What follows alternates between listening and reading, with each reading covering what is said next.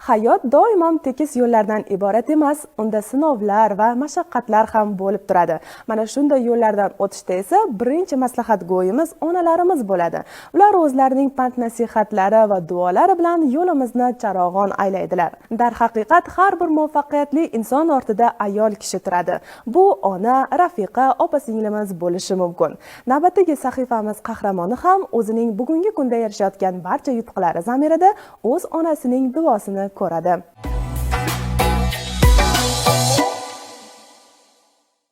Ilyos Umarovni mahoratli nonvoy sifatida vohada yaxshi tanishadi.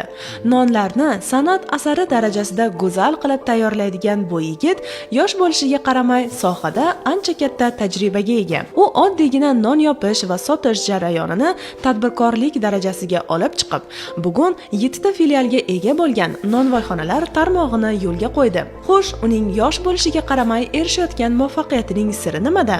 Bu savolga javobni uzoqdan izlash shart emas. Ilyosning o'zi buni ham yashirmaydi.